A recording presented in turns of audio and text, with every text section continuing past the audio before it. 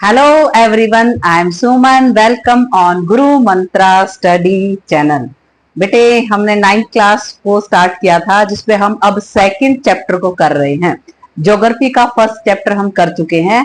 अब हम सिविक्स का जो फर्स्ट चैप्टर है उसको स्टार्ट कर चुके हैं, जिसमें हम डेमोक्रेसी के बारे में पढ़ने वाले हैं। कुछ बातें हमने कल डेमोक्रेसी के बारे में की थी। आए अब हम आगे बढ़ते हैं कि आगे डेमोक्रेसी के बारे में क्या क्या बातें होने वाली हैं। उससे पहले थोड़ा सा बैकग्राउंड ले लेते हैं कि जो अमेरिकन प्रेसिडेंट है उनके बारे में हमने देखा। वो किसको रिप्रेजेंट कर रहे थे? डेमोक्रेसी को रिप्रेजेंट कर रहे थे। ये नॉन डेमोक्रेटिक जो कि कौन थे? किम जोंग, जिन्होंने अपने अकॉर्डिंग पूरे देश के अंदर क्या लागू कर रखे थे? रूल लागू कर रखे थे। तो हमने पहली क्लास में ये देखा कि डेमोक्रेटिक कंट्रीज कौन होते हैं और नॉन डेमोक्रेटिक कंट्रीज कौन होते हैं। हमने देखा था कि 3 फॉर्म ऑफ गवर्नमेंट होती हैं, जिसमें क्या है? डेमोक्रेसी आपने देखी, डिक्टेटरशिप आपने देखा, और मोनार्की आपने देखा कि किस तरीके से मोनार्की होती है, किस तरीके से डेमोक्रेसी होती है और किसको क्या कहा जाता है? डिक्टेटरशिप कहा जाता है। इसके बाद फिर हमने ये पढ़ा था कि हम इस चैप्टर के अंदर क्या पढ़ने वाले हैं। मेजर, जैसे फीचर्स ऑफ डेमोक्रेसी में क्या होता है? Major decision taken by the elected members, यानी कि जो बड़े बड़े डिसीजंस हैं वो कौन लेते हैं? वो इलेक्टेड मेंबर्स लेते हैं। फ्री और फेयर इलेक्शंस, यानी कि इलेक्शंस में जो इल प्रैक्टिसेस हैं वो नहीं होनी चाहिए, यानी कि इलेक्शन के दौरान ऐसा कोई भेदभाव वाला काम नहीं होना चाहिए जिससे ये लगे कि हमारी जो डेमोक्रेसी है वो सही नहीं है। आगे 1 पर्सन 1 वोट वैल्यू को देखेंगे। The rule of law and the respect of the rights, यानी कि हमारा देश कॉन्स्टिट्यूशन के अकॉर्डिंग काम करे। इन बातों के बारे में हम क्या है? डिस्कस करने वाले हैं। Argument against the democracy, democracy के खिलाफ क्या क्या है, यानी कि डीमेरिट्स क्या है, यानी कि डेमोक्रेसी के अंदर भी कुछ कमियां पाई जाती हैं, उन कमियों के बारे में डिस्कस करेंगे। और argument for the democracy, democracy को हम क्यों पढ़े, और इसका बॉर्डर मीनिंग देखेंगे। एग्जैक्ट मीनिंग क्या होता है डेमोक्रेसी का, इसके बारे में पढ़ेंगे। अब यहां से हमारा चैप्टर अब आगे बढ़ता है। आज देखें इसमें क्या है? What is democracy. ये हमारी डेफिनेशन है। क्या है? डेफिनेशन कि डेमोक्रेसी हम किसको कहते हैं। Democracy is a form of government in which the rulers are elected by the people. कहने का मतलब क्या है? डेमोक्रेसी, डेमोक्रेसी सरकार का वह रूप होता है जिसमें जो लीडर्स होते हैं, यानी कि जो हमारे ऊपर शासन करते हैं, वो किसके द्वारा चुने जाते हैं? वो पीपल के द्वारा, जनता के द्वारा चुने जाते हैं। उसी को हम डेमोक्रेसी कह सकते हैं। कहने का मतलब क्या है? जब हमारे यानी कि जनता के द्वारा चुने गए रिप्रेजेंटेटिव क्या करते हैं? इलेक्शन में, ये जो इलेक्शन में पार्टिसिपेट करते हैं और हम उनका चुनाव करते हैं, वही क्या कहलाती है? डेमोक्रेसी कहलाती है। तो ये डेफिनेशन बहुत ही इंपॉर्टेंट है, इसको आपको याद कर लेना चाहिए।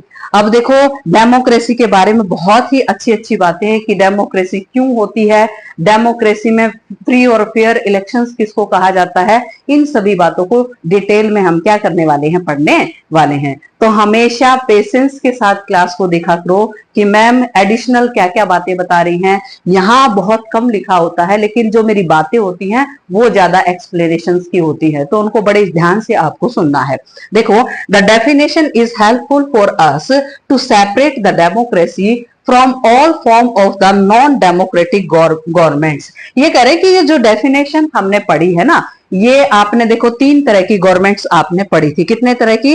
3 तरह की। आपने पढ़ा मोनार्की, डिक्टेटरशिप, और आपने पढ़ा क्या पढ़ा? डेमोक्रेसी। ये कह रहे हैं कि ये जो डेफिनेशन है ये उसको अलग करती है, डेमोक्रेसी को अलग करती है, बाकी फॉर्म ऑफ गवर्नमेंट से अलग करती है। यानी कि वहां पर जो मोनार्की होती है उसमें शासक हेरिडिटरी रूलर्स होता है। कहने का मतलब जब एक राजा होता है, फिर उसके बाद उसके बच्चे शासक बनते, फिर उसके बाद उसके बच्चे शासक बनते हैं।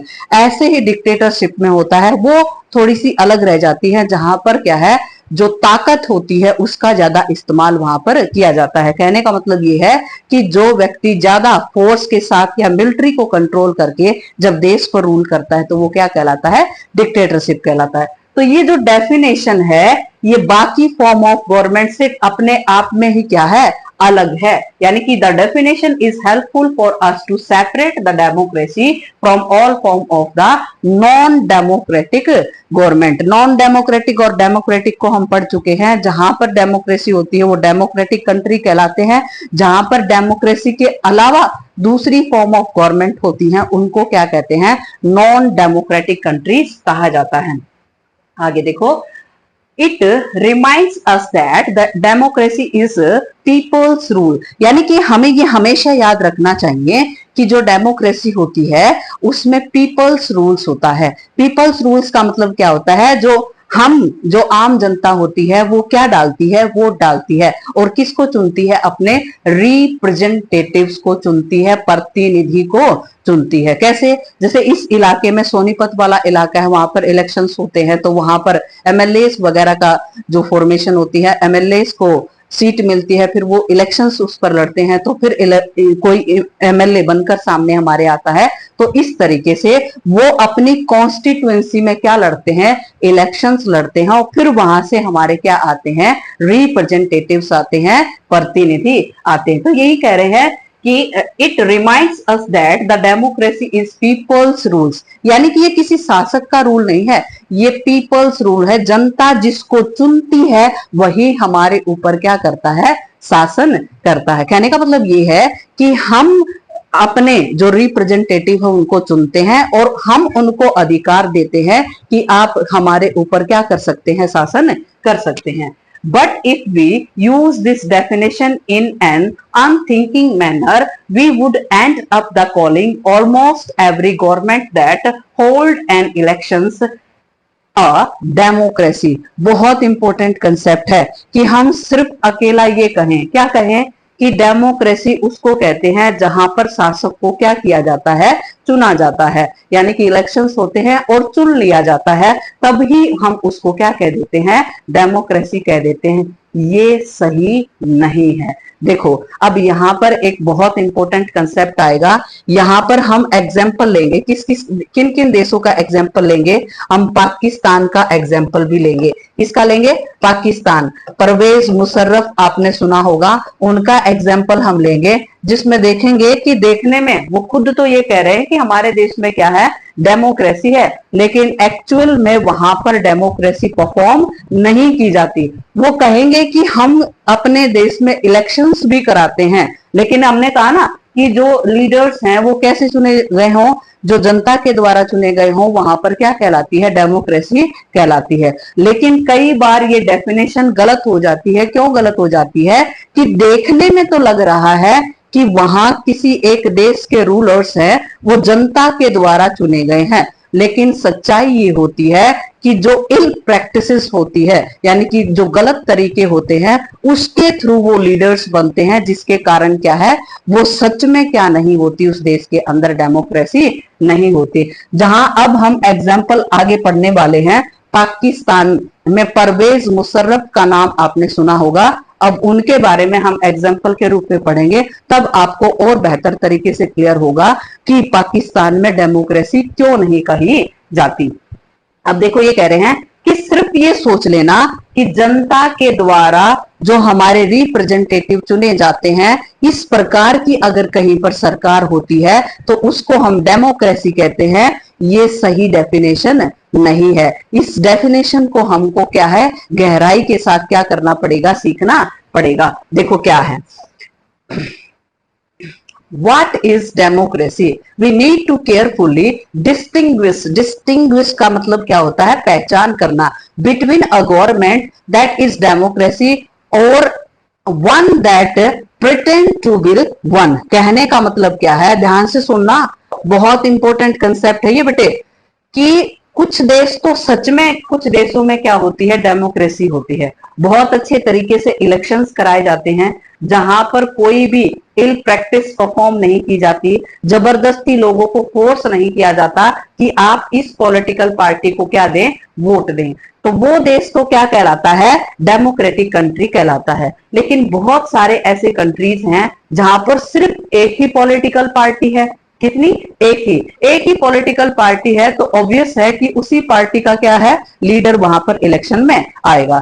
कई बार एक पावरफुल इंसान अपनी पावर का इस्तेमाल करके वो जनता को क्या करता है, फोर्स करता है और ये कहता है कि मैं इलेक्शन कंडक्ट करा रहा हूं, आपको मुझे ही क्या देनी पड़ेगी, वोट देनी पड़ेगी। तो कहने का मतलब ये हो गया कि वहां पर इलेक्शंस तो हो रहे हैं, लेकिन फोर्सफुली जो जनता है वो क्या कर रही है, उसी व्यक्ति को वोट देने का काम कर रही है, जो कि सही तरीका नहीं है। देखो क्या है, तो ये कह रहे हैं कि हमें बहुत ध्यान से इस डेफिनेशन को देखना पड़ेगा, यानी कि डिस्टिंग्विश का मतलब क्या होता है, पहचान करनी पड़ेगी।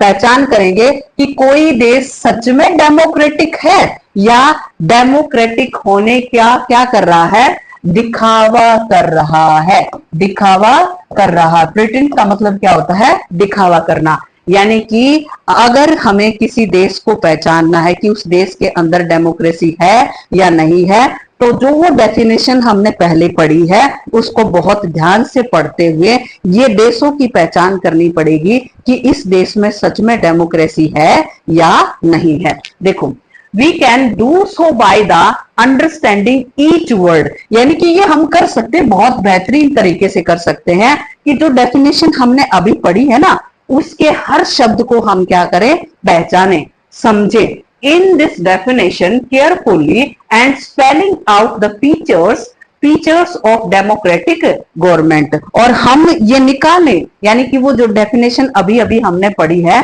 उसके हर एक शब्द को पढ़ेंगे। क्या, किसको पढ़ेंगे, एक शब्द को पढ़ेंगे और वहां से निकालने की कोशिश करेंगे कि सच में एक डेमोक्रेटिक कंट्री क्या होता है। यानी कि दिखावे के तौर पर बहुत सारे ऐसे कंट्री हैं जो ये दिखाते हैं कि हम इलेक्शंस तो करा रहे हैं, लेकिन सच में वहां पर डेमोक्रेसी नहीं होती। बहुत सारे उदाहरण, म्यांमार का उदाहरण देखेंगे, चाइना का उदाहरण देखेंगे, पाकिस्तान का उदाहरण देखेंगे, चिली कंट्री का उदाहरण देखेंगे। अलग अलग कंट्रीज में अलग अलग जो गवर्नमेंट ऑफ फॉर्म पाई जाती है, लेकिन वो खुद को क्या कहते हैं, हम डेमोक्रेटिक कंट्री है, ऐसे कहते हैं। Democracy is the form of government in which the rulers elected by the people. ये फिर डेफिनेशन इन्होंने लिख दी है कि डेमोक्रेसी उसको कहते हैं जहां पर शासक किसके द्वारा चुना जाता है, जनता के द्वारा चुना जाता है। अब यहां पर हम एक एग्जाम्पल लेंगे, बहुत ही अच्छा एग्जाम्पल है, बहुत ध्यान से, पीसफुली और दिमाग को खोलने वाली ये सिचुएशन है। ये क्या है, ये कौन है, परवेज मुशर्रफ है, और ये कहां के हैं, पाकिस्तान के हैं। कहां के, पाकिस्तान। अब पाकिस्तान में पहले क्या थी, डेमोक्रेसी थी। क्या थी, डेमोक्रेसी। ये पाकिस्तान अब अक्टूबर 1990 का टाइम, 1999 का टाइम लिखा हुआ है। Democracy is form of government in which the rulers are elected by the people. ये डेफिनेशन दोबारा लिख दी है। इसका लिखने का कारण क्या है, मैं इसकी कहानी सुनाने वाली हूं, फिर आपको ये लगेगा कि ये सच में डेमोक्रेसी यहां पर है या नहीं है, इस तरीके से आप सोचेंगे। अक्टूबर 1999 का टाइम था और कहां का एरिया, पाकिस्तान का एरिया। ये जो व्यक्ति हैं परवेज मुशर्रफ, ये क्या करते हैं, यहाँ जो एग्जीक्यूटिव काउंसिल्स जो होती है उसको उसकी पोस्ट से क्या कर देते हैं, हटा देते हैं। यानी कि हमारे यहाँ जैसे जिस तरीके से लोकसभा होती है, राज्यसभा होती है, जो काउंसिल्स होती हैं जो यहाँ पर काम करती है, ये यहाँ पर एग्जीक्यूटिव काउंसिल्स है उसको क्या कर देते हैं, भंग करते हैं। कब कर देते हैं, 1999 में कर देते हैं। और वहां एक मुख्य लीडर्स के रूप में कौन आते हैं, जनरल परवेज मुशर्रफ आते हैं। लेड अ मिलिट्री को, बहुत इंपॉर्टेंट कंसेप्ट है, यानी कि ये किसको कंट्रोल कर लेते हैं, मिलिट्री को कंट्रोल कर लेते हैं। लेकिन जनता धीरे धीरे बहुत, जैसे जिस तरीके से इन्होंने एग्जीक्यूटिव को खत्म किया था, तो जो न्यूज़पेपर्स हैं, मैगजीन्स हैं, बहुत सारी बातें इनके खिलाफ, किनके खिलाफ, जनरल परवेज मुशर्रफ के खिलाफ न्यूज़पेपर में छपने लग गई कि ये जो लीडर्स हैं ये डिक्टेटरशिप की तरफ जा रहे हैं, ये देश को कंट्रोल करने की कोशिश कर रहे हैं। किसको कंट्रोल करने की कोशिश कर रहे हैं, देश को कंट्रोल करने की कोशिश कर रहे हैं। तो वाइडली इनकी बातों को कहां छापा गया, न्यूज़पेपर के अंदर छापा गया। और ये चीजों को कंट्रोल किसके थ्रू कर रहे थे, मिलिट्री के थ्रू कर रहे थे। फिर इन्होंने एक चालाकी चली, 2002 में एक चालाकी चली, इन्होंने एक रेफरेंडम कंसेप्ट लेकर आया। रेफरेंडम का मतलब क्या होता है कि एक पर्चा बनाया कि आप मुझे वोट देना चाहते हो या नहीं, यस और नो। ये इस तरीके से इन्होंने क्या करवाया, रेफरेंडम कराया। और इस रेफरेंडम में यानी कि कोई भी और पॉलिटिकल पार्टी इनके साथ नहीं खड़ी थी कि वो क्या करे, इलेक्शन लड़े। सिर्फ इन्होंने रेफरेंडम कराया कि आप बताओ कि आप मुझे नेता के रूप में देखना चाहते हो या नहीं देखना चाहते।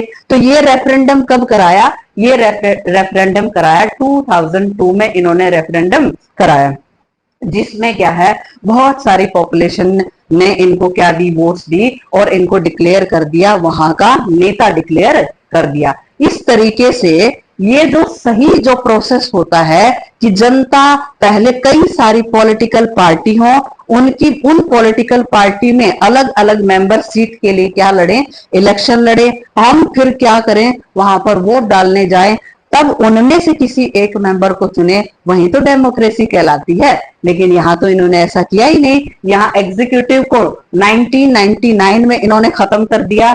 फिर न्यूज़पेपर में बहुत सारी खबरें छपने लग गई। इस बात को से डरते हुए इन्होंने 2002 में एक क्या करवाया, रेफरेंडम कराया, जिसमें क्या है, इन्हीं को अकेली इन्हीं की पार्टी को क्या है, इनसे पूछा जा रहा था कि आप हमें, जो जनता से पूछा जा रहा था कि क्या आप हमें सरकार के रूप में देखना चाहते हैं या नहीं। यानी कि यहाँ प्रॉपर तरीके से इलेक्शन हुए ही नहीं। आप आगे देखें, he overthrew the democratically elected government and the declared himself the chief executive। यानी कि जो एग्जीक्यूटिव को खत्म किया था, इन्होंने अपने आप को डिक्लेयर कर दिया कि क्या डिक्लेयर किया, कि मैं क्या हूं, चीफ एग्जीक्यूटिव हूं। ये काम किया, कब किया, 1999 में इन्होंने ये काम किया। लेकिन फिर न्यूज़पेपर्स वगैरह में खबरें छपती, तो उसके बाद लेटर ही चेंज हिज ये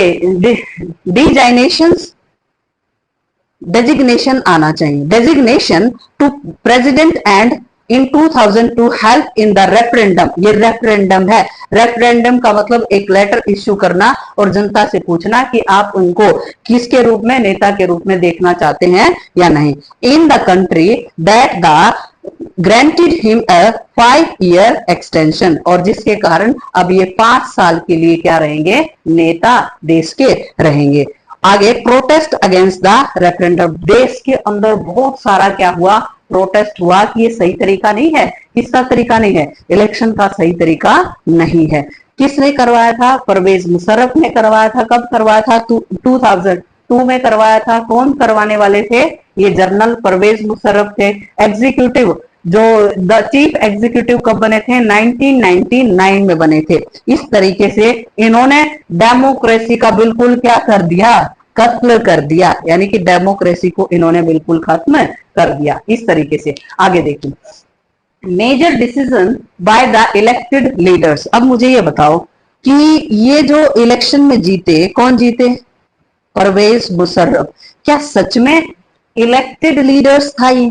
अब देखो क्या है, legal framework order 2002 the amended the constitution of Pakistan. जैसे ही 2002 में, यानी कि जब 2002 में इनके पास क्या आती है, पावर आती है। किसके पास पावर आती है, परवेज मुशर्रफ के पास पावर आती है। अमेंडेड का मतलब क्या होता है, सुधार करना। और इन्होंने सुधार नहीं किया, इन्होंने बदलाव किया। किसमें बदलाव कर दिया, कॉन्स्टिट्यूशन में बदलाव कर दिया। और कहां के कॉन्स्टिट्यूशन में बदलाव कर दिया, पाकिस्तान के कॉन्स्टिट्यूशन में बदलाव कर दिया। यानी कि इनके पास जैसे ही पावर आई, पाकिस्तान के कॉन्स्टिट्यूशन को इन्होंने चेंज कर दिया। और किया क्या, देखना ध्यान से सुनना। According to this order the president can dismiss. Dismiss का मतलब क्या होता है, खत्म करना। क्या करना, खत्म करना। यानी कि इन्होंने ये जो चेंज किया था, dismiss the national and the provincial assemblies. यानी कि जो राष्ट्र लेवल पर असेंबली होती थी और जो स्टेट लेवल पर असेंबली होती थी, उनको क्या कर दिया, खत्म कर दिया। जैसे आप सुनते हो लोकसभा, आप सुनते हो हमारी विधानसभाएं, उसी तरीके से इनकी असेंबली होती थी। इनको खत्म करने का काम किसने कर दिया, ये परवेज मुशर्रफ ने। जैसे ही 2002 में 5 साल के लिए इनको क्या मिली, पावर मिली, इन्होंने उस पावर का मिस यूज किया और डिसमिस कर दिया। नेशनल असेंबली को और प्रोविंशियल असेंबली को इन्होंने खत्म कर दिया। अब अपनी नई काउंसिल बनाएगा और उस काउंसिल में किसको बिठाएगा? अपने लीडर्स को बिठाएगा। और किसको बिठाएगा? मिलिट्री के जो ऑफिसर्स है उनको बिठा देगा। देखो ध्यान से सुनना। The work of the civilian cabinet is supervised the National Security Council, which is nominated by the military officers। यानी कि ये तो खत्म कर दिया इन्होंने फिर क्या है? नेशनल सिक्योरिटी काउंसिल बनाई। क्या बनाई? नेशनल सिक्योरिटी काउंसिल बनाई। और जो कि इसमें कौन थे? मिलिट्री के ऑफिसर्स थे, जो कि मिलिट्री के ऑफिसर्स उसको क्या कर रहे थे? ऑपरेट कर रहे थे। अगर कोई लीडर बाहर से बैठा भी है, काउंसिल के अंदर बैठा है, अगर वो क्या है? परवेज मुशर्रफ के खिलाफ कुछ बातें करेगा तो तुरंत उसके खिलाफ क्या लिया जाएगा? एक्शन लिया जाएगा। यानी कि उनको उनकी काउंसिल से क्या कर दिया जाएगा? बाहर निकाल दिया जाएगा। पहले तो जो पुरानी काउंसिल्स थी उनको खत्म किया, अपनी काउंसिल नेशनल सिक्योरिटी काउंसिल बनाई और फिर ये मिलिट्री ऑफिसर्स को उसमें क्या कर दिया? अपॉइंट कर दिया। Elections were held in Pakistan, but the final power rested with the military officers and the General Parvez Musharraf. यानी कि इलेक्शंस तो होते कैसे होते? नाम मात्र के होते। इलेक्शन में जो भी पार्टिसिपेट करता ना तो इन्हीं के मिलिट्री ऑफिसर्स होते। यानी कि किसी को पार्टिसिपेट करने ही नहीं देते। किसमें पार्टिसिपेट नहीं करने देते? इलेक्शंस में। इन्हीं के लीडर्स होते। और लास्ट में किसके हाथ में पावर रहती? या तो मिलिट्री के हाथ में पावर होती और सुपर मोस्ट जो पावर होती थी वो किसके हाथ में होती? जनरल परवेज मुशर्रफ के हाथ में होती। Why the Pakistan under the General Pervez Musharraf should not be called a democracy? अब आपके मन में विचार आना चाहिए कि जो पाकिस्तान में जो सरकार बनी थी, जो गवर्नमेंट बनी थी, उसको हम डेमोक्रेटिक कंट्री क्यों नहीं कह सकते? क्योंकि अब ये देखो, major decision by the elected leaders, यानी कि जनता ने जिनको चुना है उन्हीं के द्वारा क्या लिए जाएं? डिसीजन लिए जाएं। उसी को क्या कहते हैं? डेमोक्रेसी कहते हैं। लेकिन इन्होंने तो ये चांस दिया ही नहीं। सच में जो लीडर्स वहां बैठे हैं, काउंसिल्स के अंदर बैठे हैं, वो किसके लीडर्स नहीं है? वो जनता के लीडर्स नहीं है। तो ये कहां का एग्जाम्पल पढ़ा? पाकिस्तान का एग्जाम्पल पढ़ा। दो डेट पढ़ी, 1919 और 2002 में क्या किया था? इन्होंने रेफरेंडम किया था। आगे, in democracy the final decision making power must rest those elected by the people. अब डेमोक्रेसी का पहला फीचर आपने पढ़ लिया, पहली विशेषता आपने पढ़ी। पहली विशेषता क्या है? जो भी डिसीजन लिए जाएं, क्या लिए जाएं? डिसीजन लिए जाएं, वो किसके द्वारा लिए जाएं? कि जनता ने जो अपने लीडर्स चुने हैं उनके द्वारा सारे के सारे क्या लिए जाएं? डिसीजन लिए जाएं। उस देश को क्या, कैसा देश कहते हैं? डेमोक्रेटिक कंट्री कहते हैं। तो पहला फीचर आपने पढ़ लिया कि major decision taken by the elected leaders. अब देखो ये हो गया है। आपने एग्जाम्पल किसका पढ़ा? आपने एग्जाम्पल पढ़ा किसका? आपने पढ़ लिया परवेज मुशर्रफ, पाकिस्तान का एग्जाम्पल पढ़ा। ऐसे ही अब पाकिस्तान का एग्जाम्पल पढ़ने के बाद अब अगला एग्जाम्पल पढ़ेंगे हम, चाइना का एग्जाम्पल पढ़ेंगे। लेकिन आप अपने इस चैप्टर को बुक में से देखो, पाकिस्तान में परवेज मुशर्रफ ने किस तरीके से काम किया, मैंने सभी बातों को आपको डिटेल में बताया है। आप उसको बुक में से पढ़ना, उसके नोट्स तैयार करना और प्रिपेयर करके अगर कोई भी ऐसे क्वेश्चन रह जाता है तो आप कमेंट बॉक्स में मुझे लिखकर भेज सकते हैं, मैं उसका सॉल्यूशन आपको बताने वाली हूँ। ठीक है, तब तक आप पिछला जो 9th क्लास का फर्स्ट चैप्टर ज्योग्राफी में करा चुकी हूँ उसको आप देखो। इसको पिछली क्लास अगर नहीं देखी है तो इसको देखो। ये सेकेंड क्लास है इस चैप्टर की। ये डेमोक्रेसी वाला जो चैप्टर है हमारा,